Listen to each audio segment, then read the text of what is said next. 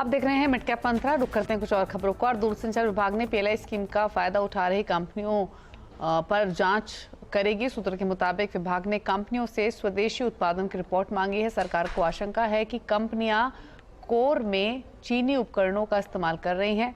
इसी खबर पर और डिटेल्स के साथ असीम मंचुंदा हमारे साथ हैं। असीम, बताइए क्या डिटेल्स हैं? देखिए, भारत में टेलीकॉम इक्विपमेंट प्रोडक्शन को बढ़ावा देने के लिए सरकार 2 साल पहले पीएलआई स्कीम लेकर के आई थी। इस स्कीम के तहत सरकार कंपनियों को 5 से 8% की इंसेंटिव देती है और अब तक कंपनियों ने 18,000 करोड़ रुपए का प्रोडक्शन ऑलरेडी किया है। लेकिन सरकार को आशंका है कि जो कंपनियां इस प्रोडक्शन कर रही हैं, इसके कोर के अंदर जो चाइनीज कंपोनेंट है उनका इस्तेमाल करिए। तो सरकार ने कंपनियों से जानकारी मांगी है कि आप बताइए आप कितना % लोकलाइजेशन कर रहे हैं, आप अगर मैन्युफैक्चरिंग करते हैं तो उसमें भारत के कंपोनेंट्स कितने % इस्तेमाल करते हैं। इतना ही नहीं, कंपनियों से ये भी कहा गया कि आप अपने वेंडर्स की लिस्ट को आप हमारे साथ साझा कीजिए और ये जानकारी कंपनियों को सरकार को 31 जुलाई तक उपलब्ध करानी पड़ेगी। एक बार ये सारी जानकारी सरकार के पास उपलब्ध होगी तो सरकार देखेगी कि कहां से कोर्स करेक्शन किया जा सकता है। अगर ज्यादा कंपनियां जो कंपोनेंट चाइनीज उसका इस्तेमाल करें तो सरकार डायरेक्शन भी दे सकती है कि आप इनका इस्तेमाल ना करें, साथ ही कंपनियों को पेनल्टी भी लगा सकती है। अब सारा डाटा जब सरकार के पास मिलेगा तो सरकार इसका किसी तरह का एक्शन करने के लिए तैयार होगी। ओके, शुक्रिया आपका असीम में डिटेल्स बताने के लिए। तो ये थोड़ी सख्ती सरकार की तरफ से हो सकती है कि पीएलआई जिन्होंने भी ली है, जिन कंपनियों ने, उन्होंने कितना एक्चुअल में उसका इस्तेमाल किया है या फिर सिर्फ उसका फ़ायदा उठाया है।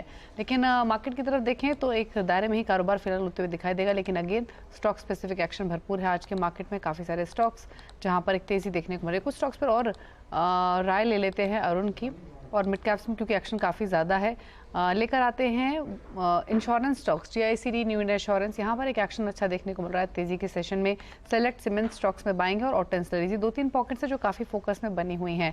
New India insurance days high के से थोड़ा सा हल्का जरूर हुआ है लेकिन अभी भी 5% ऊपर कारोबार कर रहा है। अच्छा, ऑटो इंस्टलरीज से मिंडा कॉप पे एक राय लेंगे क्योंकि स्लो एंड स्टडी मूवर रहता है ये स्टॉक आमतौर पर। और एक बार देखिए इसका चार्ट और बताइए थोड़े से स्लाइटली ब्रॉडर पर्सपेक्टिव से क्या सजेशन रहेगा स्टॉक पे।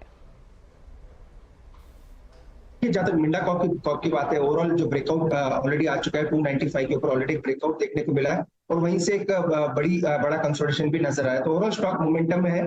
ऊपर में जैसे ही ये स्टॉक 315 का लेवल निकालेगा, मुझे लग रहा है 340 345 के लेवल्स भी देखने को मिल सकते हैं। तो ओवरऑल स्टॉक मोमेंटम है, 315 के ऊपर ब्रेकआउट नजर आ रहा है, उसके ऊपर जाएगा तो 340 345 के लेवल्स दिख सकते हैं। ओके, चलिए, तो ये रहे मिंडा कॉप पर 308 पर कारोबार करते हुए। चलिए, शुक्रिया अरुण आने के लिए शो में और सभी स्टॉक्स पर अपने व्यूज देने के लिए। आगे बढ़ेंगे, अब खिलाड़ी नंबर 1 का अपडेट लेकर आते हैं। इस हफ्ते मुकाबला चल रहा है एलकेपी सिक्योरिटीज के रूपक डे, कैटलिस्ट वेल्थ के प्रशांत सावंत और 5paisa.com के रुचि जैन के बीच में। लेकर आते हैं अब तक के पोर्टफोलियो की अपडेट और साथ ही रिटर्न की स्थिति। ऑल्दो आज पहला ही दिन है लेकिन क्या रुझान फिलहाल बना हुआ है। पोर्टफोलियो में कोई अपडेट्स नहीं है, लेकर आते हैं रिटर्न्स क्या मिल रहे हैं हमारे एक्सपर्ट्स की ओर से। रुचि जैन का पोर्टफोलियो 4.25% के रिटर्न दे रहा है, प्रशांत सावंत का पोर्टफोलियो 2% के रिटर्न लेंड कर रहा है और रूपक डे 0.5% के रिटर्न्स दे रहे हैं। तो फिलहाल पॉजिटिव रिटर्न्स तीनों ही खिलाड़ियों की ओर से। रुक रहे इसी के साथ एक ब्रेक के लिए। ब्रेक के उस पर आप देखिए न्यूयॉर्क कंपनी में आज बात करेंगे बैंकिंग सेक्टर की और बैंकिंग सेक्टर पर बात करेंगे एलकेपी सिक्योरिटीज के बैंकिंग एनालिस्ट अजीत काबी से। एक छोटे से ब्रेक के बाद नमस्कार।